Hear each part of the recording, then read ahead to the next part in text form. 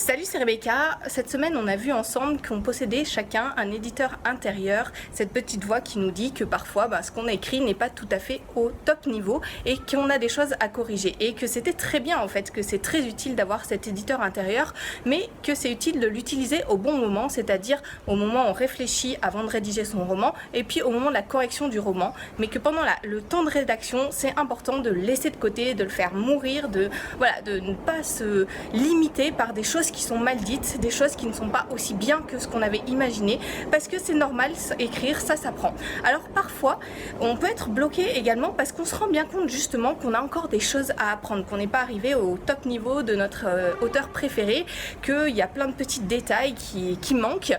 Et la meilleure chose que je vous conseille de faire à ce moment-là, c'est surtout de ne pas vous laisser décourager. C'est au contraire de prendre le problème à bras-le-corps et de vous dire que c'est l'occasion de pratiquer certains exercices pour vous améliorer, pour progresser, pour découvrir votre propre style et pour arriver à écrire un roman dont vous serez fier et un roman que vous serez fier aussi de partager avec vos lecteurs. Alors je vais vous donner aujourd'hui 3 exercices que je vous encourage à faire très régulièrement pour progresser. Le premier, c'est de montrer vos textes à un lecteur extérieur. Alors parfois ça fait peur, c'est vrai que parfois on peut tomber sur des mauvais lecteurs qui nous découragent au lieu de nous encourager, mais c'est vraiment important si vous souhaitez publier votre roman, si vous souhaitez le montrer à des lecteurs, de régulièrement soumettre votre texte, de ne pas attendre la fin de votre roman, d'avoir tout corrigé pour ensuite trouver des lecteurs qui vont vous aider à regarder votre texte, à regarder ce qui va, ce qui ne va pas. Alors le mieux c'est d'avoir plusieurs avis parce que si vous n'en avez qu'un seul, ça peut être aussi de l'appréciation des personnes, on ne peut pas plaire à tout le monde et c'est normal,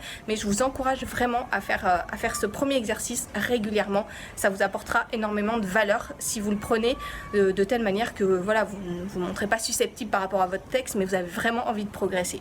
Deuxième exercice, je vous propose régulièrement et je vous encourage régulièrement à lire des genres littéraires différents de celui que vous écrivez. Pourquoi? Simplement pour ouvrir votre esprit, pour voir ce qui se fait ailleurs, pour reprendre certaines clés. Alors souvent je vous dis, reprenez des idées dans le monde réel, n'inventez pas tout. Et c'est pareil avec les genres littéraires, ça vous apportera de la valeur, ça vous montrera, ça vous montrera comment mieux écrire. Bien entendu, il faut aussi lire des genres littéraires semblables à celui que vous écrivez, mais aussi des genres littéraires différents, ça peut vous apporter beaucoup de valeur. Troisième exercice que je vous encourage à faire très régulièrement, c'est tout simplement à chercher dans les techniques d'écriture à vous améliorer. Vous en rendez peut-être compte que vous avez certains problèmes avec la description. Cherchez comment écrire une meilleure description. Pareil pour les dialogues ou pour l'organisation de votre récit. Ne restez pas sur ce que vous savez faire, cherchez à progresser, quel que soit le domaine.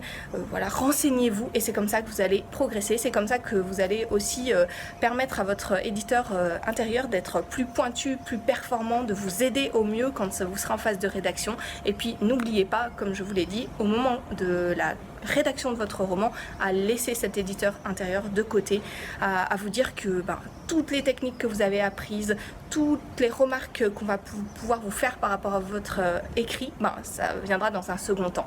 Voilà, pour aller plus loin, pour voir comment passer d'idées que vous avez dans la tête à la mise en mots concrète, sans paniquer, sans vous dire que vous n'êtes pas fait pour écrire, je vous propose encore ma formation à tarif préférentiel. Encore aujourd'hui, c'est passer de l'idée à la mise en mots, comment gérer son éditeur intérieur. C'est pas facile de le faire, ça demande un petit peu de pratique, ça demande des petits exercices. C'est ce que je vous propose dans cette formation. C'est une formation au format audio avec une fiche au format PDF qui reprend les points clés et les exercices à mettre en place pour progresser. Et je vous laisse le lien dans la description de cette vidéo. Si vous avez envie de progresser, d'améliorer votre style, de gagner en aisance, d'être plus performant et d'arriver à gérer cet éditeur intérieur pour qu'il soit là au bon moment pour vous aider à corriger votre texte, à l'améliorer et en faire vraiment le roman que vous avez envie de faire, c'est pour vous. Cliquez sur le lien qui s'affiche dans la description de cette vidéo et je vous retrouve derrière avec les premiers conseils.